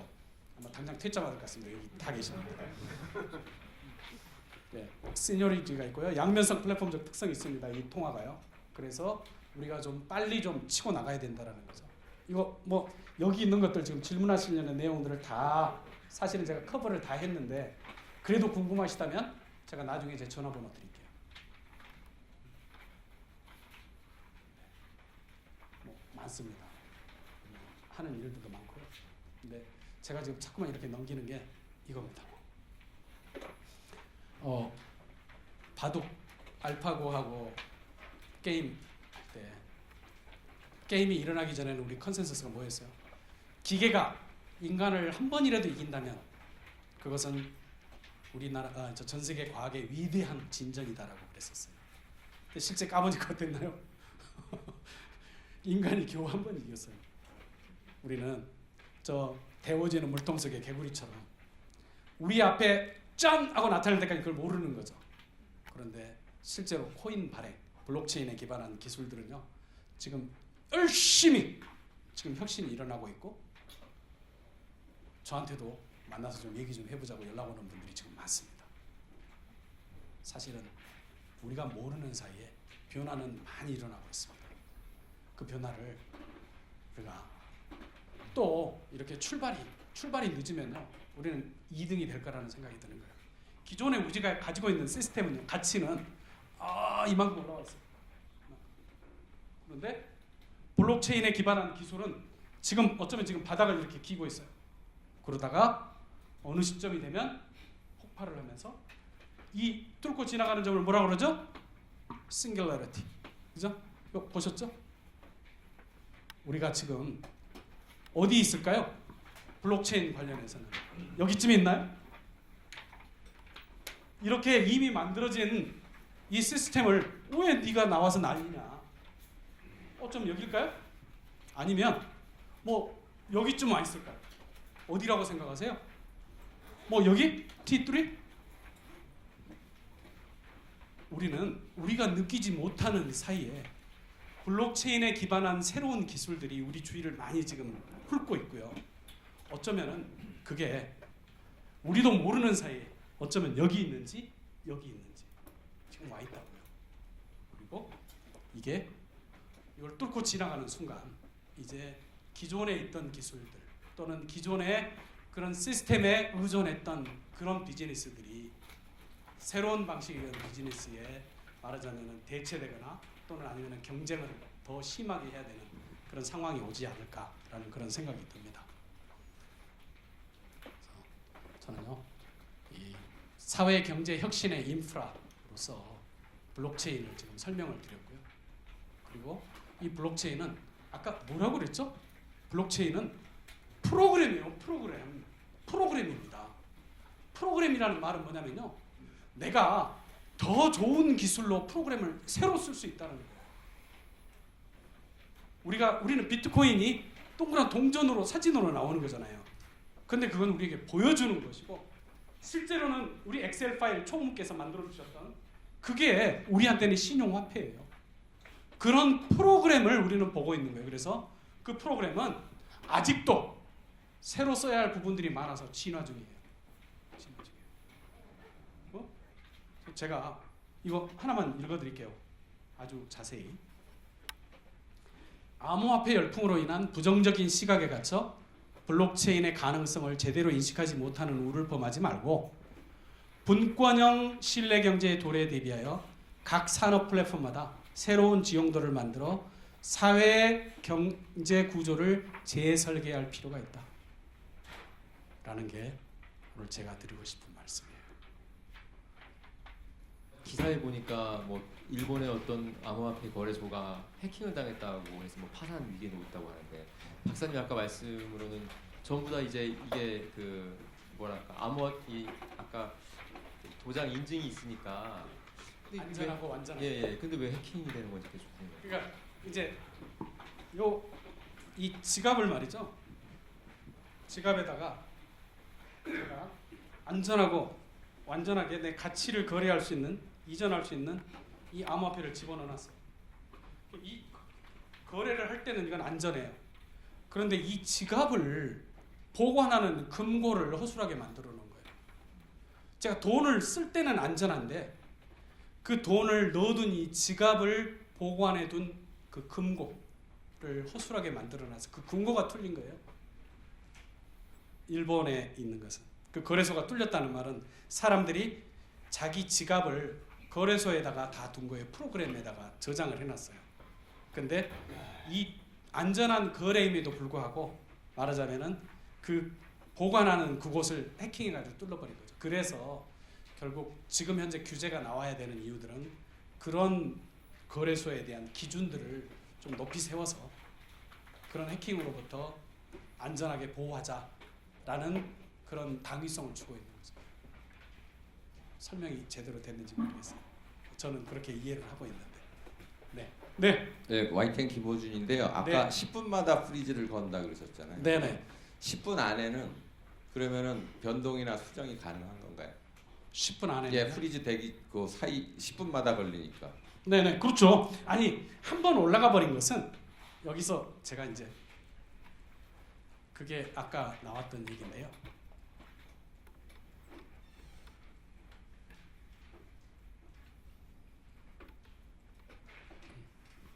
우리가 이제 그 거래를 할 때 마치 이메일에서 내가 거래를 보내는 것처럼 아까 제가 심상복 선생님한테 80만 원을 보낸다고 하잖아요.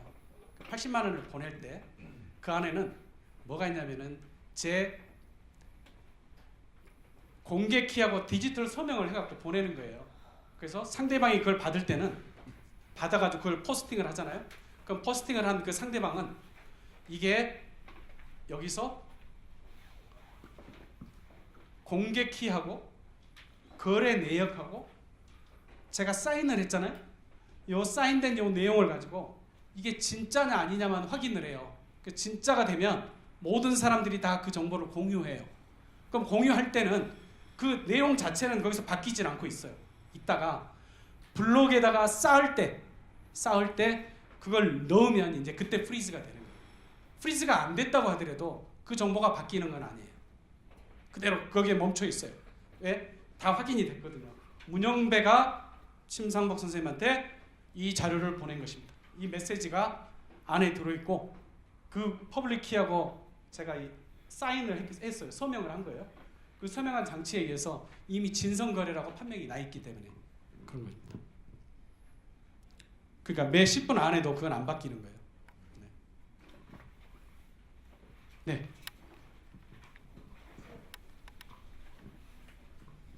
부산일보 박스콘인데요. 네, 안녕하세요. 블록체인이 이제 저기 프로그램이라고 말씀하셨잖아요. 이걸 갖다가 이제 여러 가지 표현하는 방법이라든지 이거 진정성을 보장하는 방법이 아까 지문이라고 말씀하셨는데 그게 256가지 이 256자리 자리로서 이 모든 지문이 무한대로 생성이 가능한지 네. 아니면 이제 뭐 이게 어느 정도 일정 정도 차게 되면 또 다른 함수가 필요한지. 지금 제가 이해하기로는요. 256자리면 뭐 전 세계 모든 우리 뭐 지구에 거래되는 모든 종류를 뭐 몇 개를 만들어도 남아서 아마 그걸 걱정하지 않아도 될 만큼 큰 숫자라고 그러더라고요. 현재까지는. 그래서 심지어는 이 제가 나왔던 말씀드렸던 내용 중에 이거 있잖아요. 여기 앞에 0이 몇 개냐, 여기 몇 개냐 할 때 30개, 50개를 해도 뒤에 있는 것만으로도 충분히 다른 그런 그 문서의 종류를 갖다가 나타낼 수 있을 만큼 큰 숫자다. 그래서 물론 같은 것을 찾아낼 수도 있겠죠. 있는데 그것이 절대로 같은 게 나올 수가 없다라고 증명한 적은 없대요. 조금 이제 IT적인 용어를 쓰면. 그래서 그 같은 게 한 번도 나올 가능성은 없다라는 걸 증명한 적이 없기 때문에 어느 누구도 그렇게 말은 못하지만 그렇다고 해서 나와도 그걸 활용하는 데 있어서의 활용 가치는 거의 0이라고 봐야 되는 거죠. 왜냐하면 그 순간에 그놈이 나와야만 있을 수 있는 거잖아요. 네. 그래서 그건 걱정을 안 해도 되는 수준이라고 합니다. 예, 질문. 네.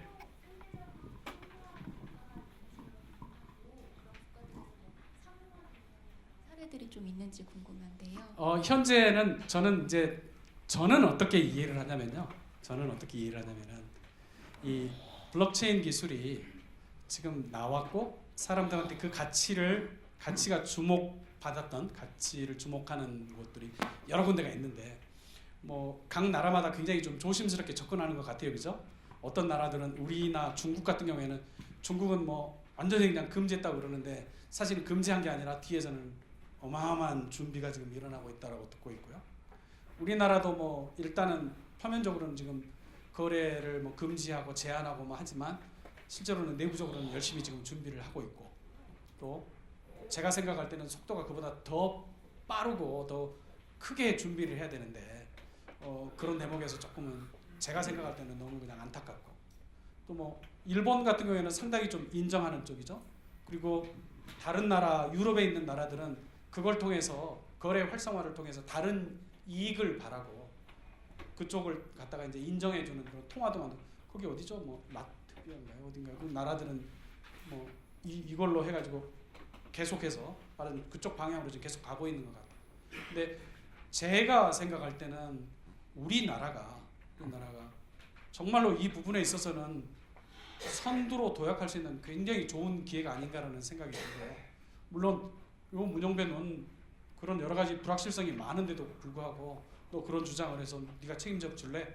저는 그걸 책임지려고 이런 말씀을 드리는 게 아니라 이게 가지고 있는 이런 그 포텐셜을 봤을 때 우리가 얻을 수 있는 게 굉장히 지금 많은 거예요. 그래서 그 많은 것들을 우리가 먼저 차지하는 게 더 중요한 게 아닌가. 그래서 그 준비를 더 하는 게 더 좋겠다라는 생각이 듭니다. 예. 예, TV조선의 백태호입니다. 두 가지 질문 드리겠습니다. 첫 번째, 비트코인의 경우에 2,100만 개까지만 생산을 한다고 채굴을 한다고 그랬는데 네. 그러면 2,100만 개를 생산하고 나면 그 다음에 거래되는 근데 저는 거에 대해서는 어떻게 도장을 그러니까 장부를 만들어서 누가 하냐고요? 누가? 그러니까 그 보상을 못 해주지 않습니까? 네. 그럼 더 이상 거래가 안 되는 거 아니에요? 그러니까 보상을 이제 그 장부를 만드는 이 프리즈를 시키는 사람은 예. 블록을 쌓는 사람한테는 예. 두 가지 소스가 있습니다. 하나는 그 없는 통화를 코인을 새로 찍어내는 놈 12.5개 지금은 그걸 받아 다음 이제 4년은 6.25개겠죠. 그 다음에는 뭐 3.125 하면서 계속 줄어들 거예요. 근데 줄어드는 게 0은 안 돼요. 계속 줄어들지. 절반이 되니까. 저 지수함수의 특성에 의해서. 물론 거의 저쪽 가버리면 거의 뭐 0이니까 보나 마나 한 거겠죠. 그런데 이제 비트코인에서 말하는 건 뭐냐면은 그때 되면은 거래를 더 많이 할 테니까 그 거래를 위한 수수료들이 있을 거 아니에요. 그 수수료도 받아가거든요. 그 수수료가 양이 충분히 돼서 그 블록을 쌓는 데 대한 대가가 충분할 거다. 또는 어느 정도는 보상이 될 거다라고 말을 합니다. 예, 하나만 더 드릴게요. 예. 지금까지의 뭐 비트코인이나 이런 것들은 그 마이닝을 채굴을 해가지고 그러면 이제 저 생기는데 아까 한국은행에서 뭐 그러니까 중앙은행에서 이런 일들을 좀 해야 한다라고 말씀을 하셨는데 그렇게 되면 그러니까 그 중앙은행이 그 암호화폐를 뭐 발행하거나 이렇게 주관하게 되면 그 어차피 채굴 과정도 중앙은행에서만 일어날 수밖에 없지 않습니까? 그거를 민간에게 채굴을 하게 되면 이 컨트롤이 전혀 안 될 텐데. 지금 이 두 가지 개념이 있습니다. 하나는요.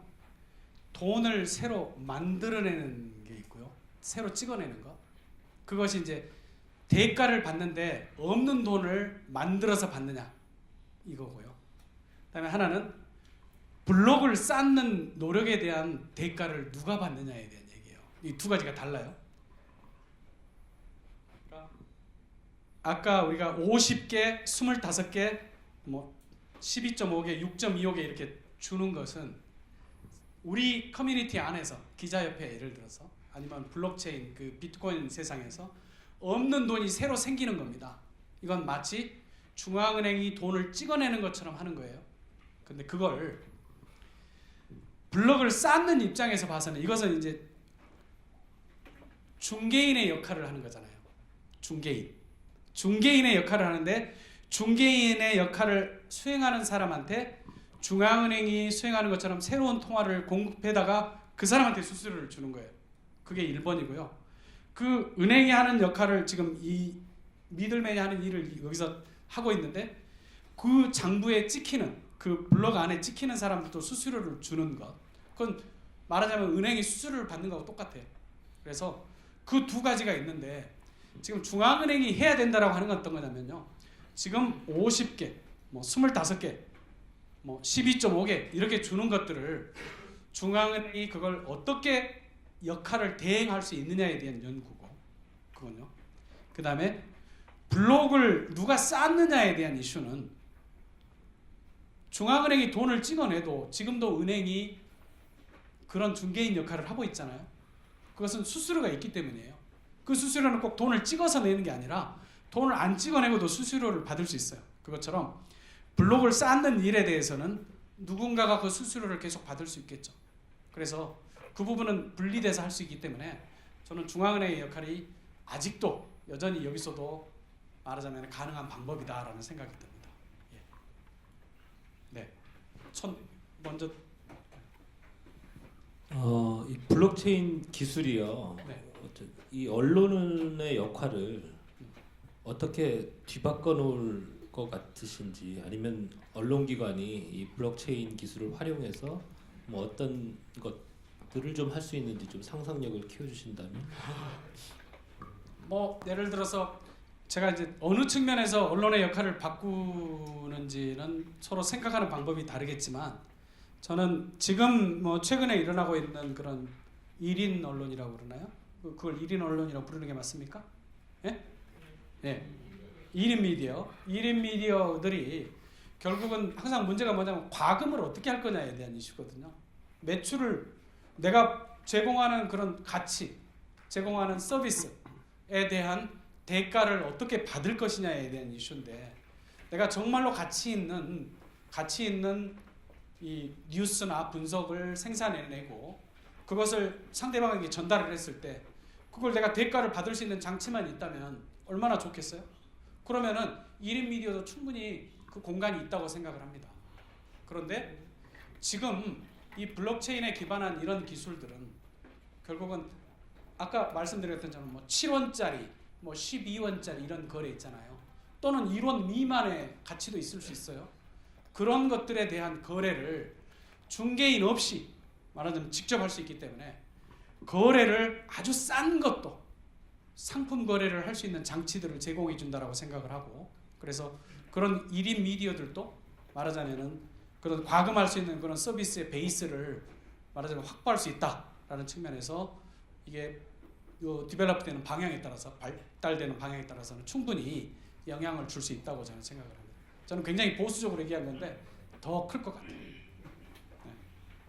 에스토니아를 말씀하시려고 했던 것 같은데 그 에스토니아라는 나라가 뭐 여러 국가가 국가 차원의 코인들을 많이 구상을 하고 있는데 에스토니아는 유럽연합 국가이고 그다음 유로존에 있기 때문에 ECB의 정책상 그 국가 차원의 코인을 적극적으로 그 내세우진 못하고 있지만 내부적으로 검토한 내용을 들어보니까 크게 세 가지를 생각하고 있다고 하더라고요. 그래서 첫 번째는 커뮤니티 코인이라고 해서 이 코인을 기반으로 해서 여러 생태계가 생길 수 있기 때문에 그런 거를 활성화하는 기초의 어떤 거래 단위나 뭐 이런 걸로 활용할 생각을 좀 하고 있는 것 같고 두 번째는 전자 아이디나 자기의 신분에 기반을 둔 어떤 거기에 부가가치를 더 붙여서 어떤 자기의 신원과 연계된 어떤 앞으로의 어떤 새로운 신원 증명에 플러스된 부가가치를 생각하고 있는 것 같고 세 번째는 아예 유로화와 1대1로 패그시키는 그런 기능까지 그 세 가지 방법을 내부적으로 구상하고 있다고 제가 이렇게 좀 알아보니까 그렇게 들었는데 박사님 보시기에 앞으로 뭐 블록체인 시대에 코인이 활성화되면은 어떤 측면에서 그 세 가지 크게 그 외에 다른 기능도 있겠지만 어떤 게 실제로 크게 이런 좀 세상을 바꾸는 저는 그 세 가지 다 아주 굉장히 그 포텐셜이 크다고 생각합니다. 근데 지금은 우리가 어떤 거냐면은 나카모토라는 분이 뭐 개인인지 모르겠지만 하여튼 나카모토가 비트코인을 만들어서 우리가 거래를 말하자면 지불 가치의 거래를 중개인 없이도 할 수 있다라는 걸 보여주기 위해서 그러니까 비트코인을 만들었는데 그것이 사람들의 세상 사람들을 놀라게 한 것은 아 중개인 없이도 이게 가능하구나. 그것도 전자적으로 가능하구나 하면서 주목한 기술이 블록체인 기술이거든요. 근데 그 블록체인 기술을 봤더니 지금 말씀하신 그런 부분에서 활용할 수 있는 포텐셜이 굉장히 많은 거죠. 그런데 진짜로 중요한 건 뭐냐면 이 플랫폼은요. 양면성 플랫폼, 투사이디드 플랫폼. 아까 제가 보여드렸던 것은 그 캬바레하고 똑같은 건 제가 캬바레로 지금 다시 돌아가는데요.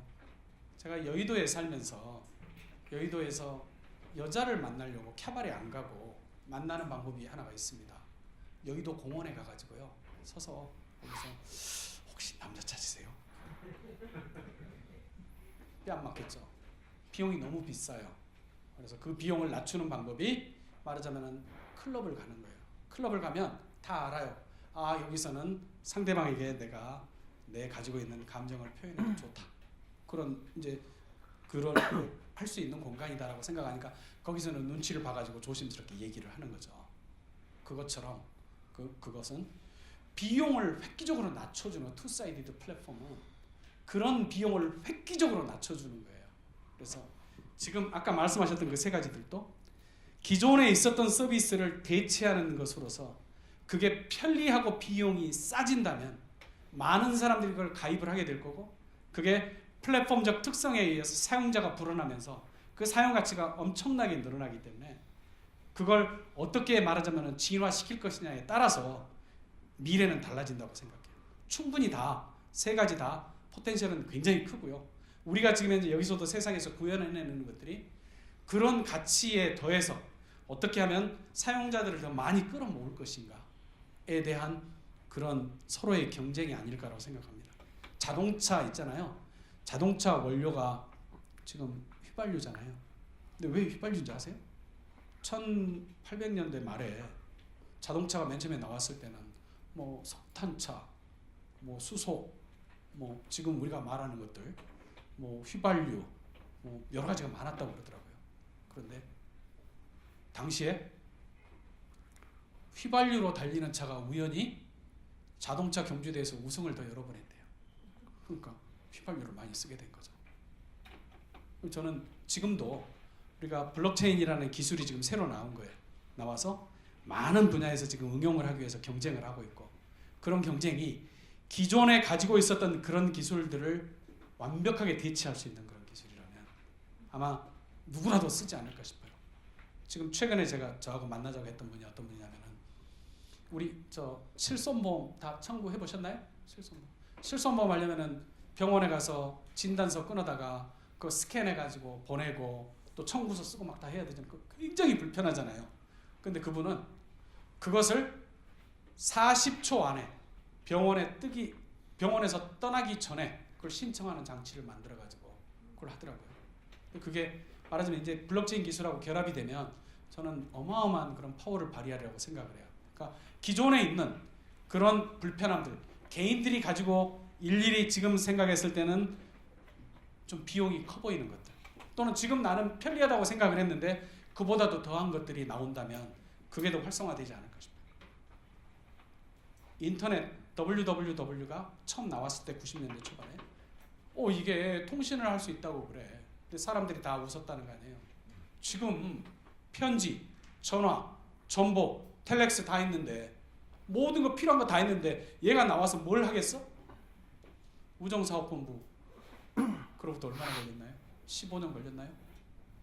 지금 전보 치는 사람 있습니까? 없잖아요.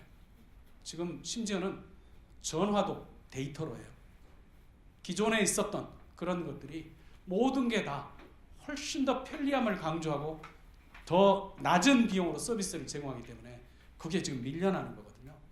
저는 이 블록체인 기술이 그런 융합 서비스를 통해서 기존에 있어 왔던 우리가 냈던 그런 비용보다도 훨씬 더 싼 비용으로 대체가 가능할 때 그것은 모든 것들을 말하자면 대체할 수 있지 않을까라고 생각합니다. 그래서 가야 할 길이 좀 멀긴 한데 그럼에도 불구하고 그 안에는 포텐셜이 지금 이만큼 크다는 거죠. 저는 그 점을 지금 말씀드리는 거예요.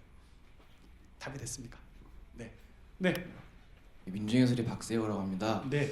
그 프라이빗 블록체인 같은 경우에도 그 위변조로부터 이렇게 안전하다면 왜 안전한지 궁금하고요. 그리고 이 프라이빗 블록체인 같은 경우에 되게 노드가 이렇게 엄청 그 숫자가 적은 데까지도 가던데 그렇다면은 그냥 이제 분산 데이터베이스랑 어떻게 다른지 이 블록체인이라고 부를 수 있는 어떤 이유는 뭔지 좀 궁금했습니다. 굉장히 이제 여기 이제 요 수준보다는 조금 좀 어드밴스드된 그런 질문입니다. 근데 우리는 이제 요 장치들을 만든 거였는데 프라이빗 안에서도요. 그러니까 여기서 지금 우리는 블록체인 기술이라는 게 위변조를 방지한다. 그러니까 비트코인에서 말하는 것과 프라이빗에서 말하는 것이 조금 지금 달라요, 그렇죠? 프라이빗은 분산 장부를 만드는데 예를 들어서 뭐 은행권의 서로의 결제 아니면은 은행권이 해외에 있는 은행들하고의 결합을 통해서 송금 업무, 외환 송금 업무를 말하자면 블록체인 기술을 활용한다. 이런 것들은 결국은 장부를 말하자면 소규모의 은행들이 말하자면 공유를 하는 거죠. 그래서 그 부분도 아까 우리 총무 예를 들었던 것처럼 그 예가 지금 제가 아직도 그 예를 지금 살려놓는 게 뭐냐면 총무가 하는 것들은 지금 계속 프리즈를 지금 시켜가는 거잖아요. 타임 스탬프를 계속 찍는 거예요. 찍고 그 안에서 전부가 다 이 타임 스탬프를 자기들끼리 내부에서 찍으면서 이 안에서 지문을 만들어가면서 거래의 안정성을 확보를 하고요.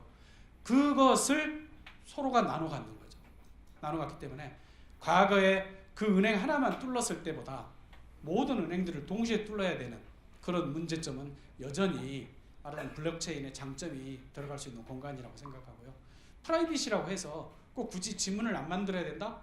저는 은행이 그런 그 시큐리티 수준을 높이기 위해서 자기들끼리 서로 그런 지문을 계속 만들어가면 그런 안전성은 훨씬 더 높아지리라는 그런 생각을 합니다. 그래서 블록체인 기술을 어느 수준에서 어떻게 활용할 것이냐에 따라서 안전도는 많이 영향을 받기 때문에 그럼 퍼블릭이냐 프라이빗이냐의 그런 것은 크게 문제는 안 되지 않을까라고 생각합니다.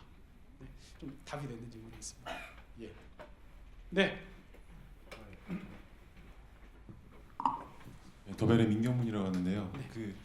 저희가 어떤 이공대도 아니고 네. 문과생 입장에서 어떻게 보면 할 수 있는 게 뭐 트레이딩이나 마이닝 정도인데, 그러니까 그거 말고 뭐 사실 거래소라고 하더라도 거래소 자체가 어떻게 보면은 이 블록체인이 지향하는 분산 원장 개념 가장 대척점에 있는 곳이라고 생각을 하는데, 좀 우리가 지금 할 수 있는 게 뭐가 있는지 지금 상황에서. 제 강의를 들으시고도 그 질문을 하신다면 좀 굉장히 억울합니다. 왜냐하면 그러니까 이거 농담이고요. 제가 생각할 때 우리가 할 수 있는 일이 훨씬 더 많습니다. 저는 세상을 이런 말씀 제가 드려야 되는 모르겠지만 성공이라는 말을 삼는 사람들이 세 가지 중에 하나를 갖다가 잘하면 성공한다고 그러더라고요. 하나는 통찰력이 있거나 지식이 많거나 추진력이 있거나 이 세 가지 중에 한 개만 잘해도 성공하는데요. 근데 실제로 우리가 이 자리에서 지금 이해하는 것은 사실은 지식이에요. 그리고 그 지식을 통해서 우리가 지금 얻어야 되는 건 통찰력인 거죠. 그러니까 과거에 우리 주위에 있는 것들 중에 비싼 비용을 유발하는 것이 있다면 그런 비싼 비용을 유발하는 것들을 블록체인 기술을 활용을 해서 말하자면 훨씬 더 낮은 비용으로 그래서 파퓰러리티를 늘릴 수만 있다면 그것이 내가 적용해야 할 비즈니스고 내가 성공할 수 있는 곳이죠. 그러니까 내가 더 잘 아는 그런 분야여야 되고 그런 아는 분야에서 말하자면 블록체인 기술을 활용했을 때 나한테 얻어지는 것은 그 이용자들이 그걸 해서 베네핏을 훨씬 더 많도록 만들어주면 그러면은 나한테도 이득이 되거든요. 그래서 그런 부분은 이과생이어서가 아니고요. 현상들을 놓고 보면서 거기서 내가 어떤 것을 불편한 점이나 높은 비용을 낮추어서 사용자들을 더 늘릴 수 있을 것이냐 그런 통찰력이 생기면 그 다음부터는 IT 하는 분들 내가 고용해서 그 비즈니스를 만들면 되는 거죠. 그래서 정말로 필요한 것은요. 지식만큼이나 중요한 것은 통찰력과 또 그만큼 중요한 게 저는 추진력이라고 생각해요. 그래서 이 두 가지가 결합이 되면 IT 기술을 가진 사람보다 2배나 더 사업에 성공할 수 있다고 생각합니다.